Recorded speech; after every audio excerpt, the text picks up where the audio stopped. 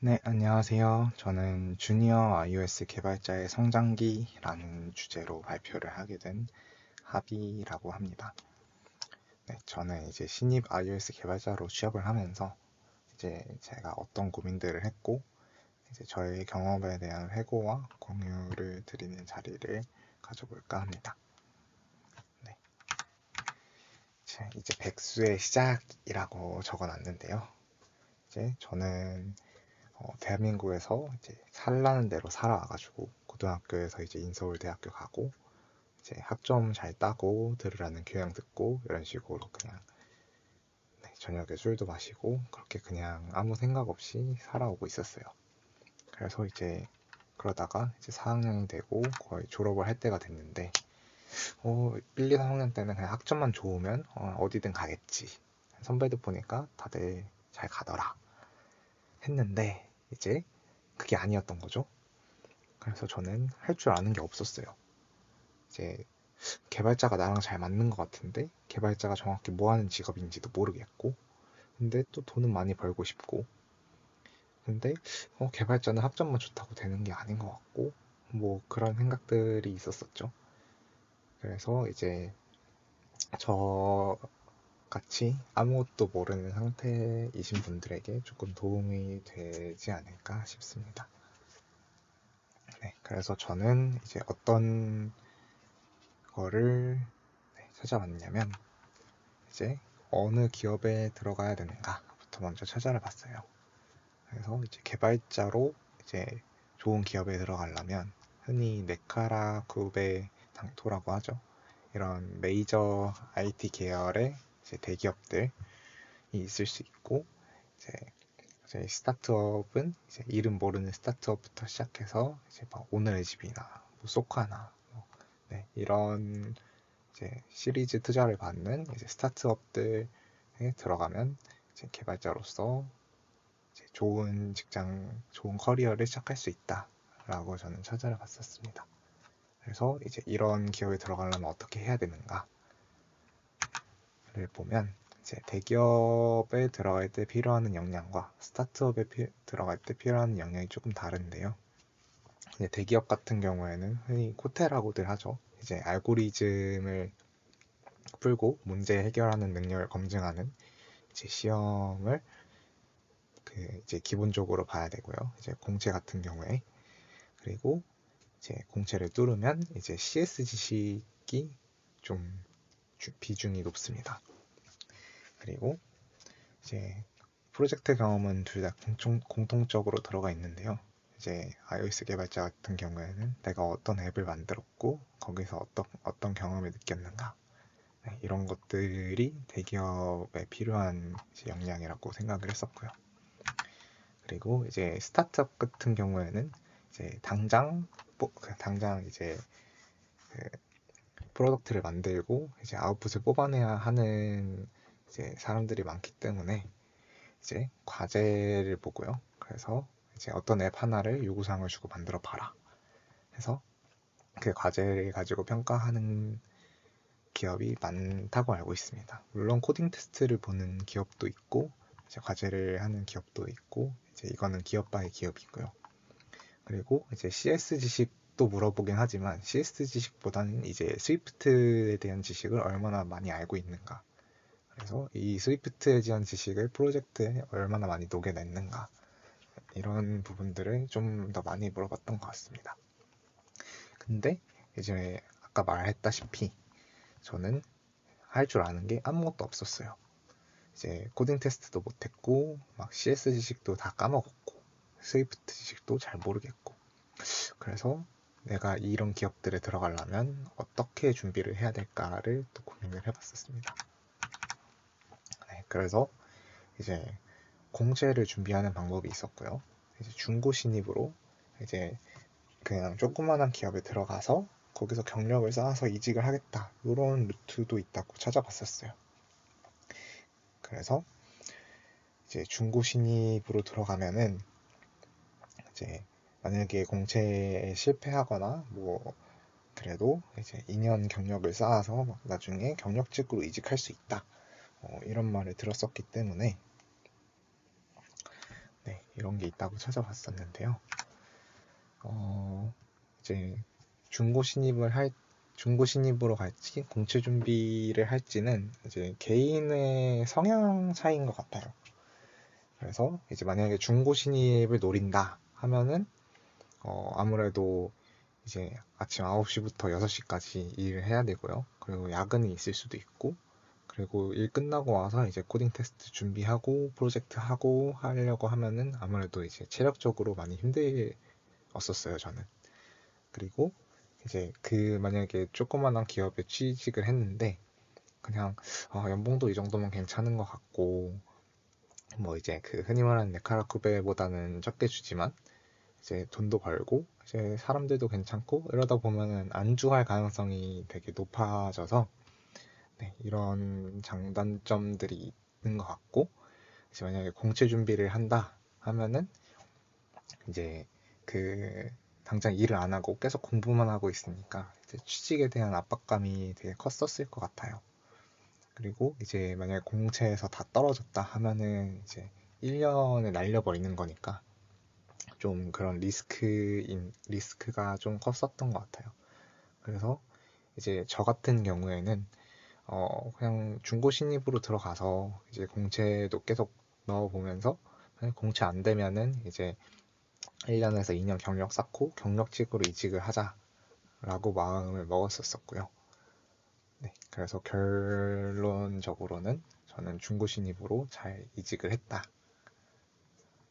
네, 그렇게 정리를 할 수가 있었던 것 같아요. 그래서 이제 중고 신입을 할 때 제가 어떤 식으로 공부를 했나를 소개시켜 드리도록 하겠습니다. 네, 이제 공부 방향 정하기라고 이름을 정했는데요. 이제 아까 말씀드렸던 이제 대기업이나 스타트업에 가려면 이제 알고리즘은 거의 기본적으로 풀어야 된다고 볼 수 있어요. 그래서 이제 알고리즘을 이제 푸는 사이트는 이제 대표적으로 프로그래머스나 백준이 있는데요. 이제 프로그래머스는 약간 모의고사 같은 느낌으로 이제 문제를 풀 수 있는 곳이고, 이제 백준 같은 경우에는 좀 어, 알고리즘 문제집이다, 약간 그런 느낌인 것 같아요. 그래서 이 두 사이트에 있는 문제들만 풀어도 충분히 이제 풀 수 있을 것 같고요.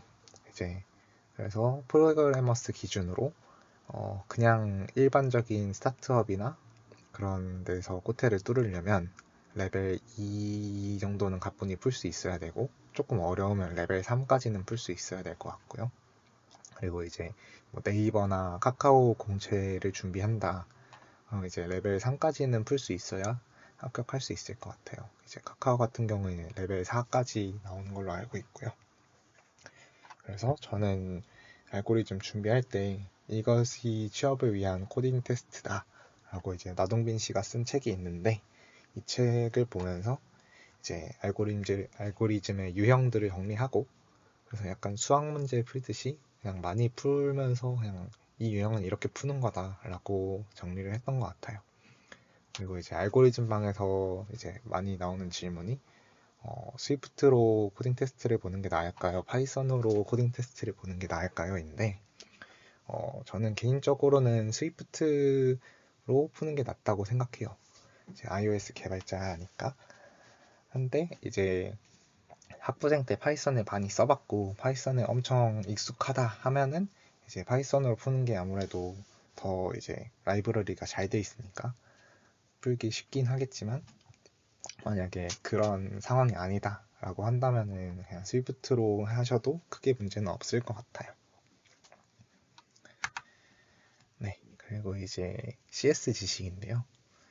이제 자료 구조나 운영 체제, 얘네들은 이제 모바일 개발자한테는 거의 필수인 것 같아요. 그래서 아까도 말씀드렸듯이 이제 면접 질문에서 이제 뭐 데들락에 대해 설명해 봐라, 뭐 멀티 스레딩에 대해 설명해 봐라, 이런 식으로 질문을 많이 받았었던 것 같고요. 그리고 이제 네트워크나 데이터베이스 또한 이제 공부를 해야겠죠. 그래서 이제 비전공자분들은 이제 이런 부분들에 많이 신경을 써주셔야 될 것 같고요. 근데 이제 네트워크나 데이터베이스 같은 경우에는 면접에서 그렇게 질문이 많이 들었던 것 같진 않아요. 이제 알고 있어야 하고 알고 있으면 좋지만 앱 개발자 입장에선 자료 구조랑 운영 체제가 좀 더 비중 있게 공부를 해야 되지 않을까라고 생각이 듭니다.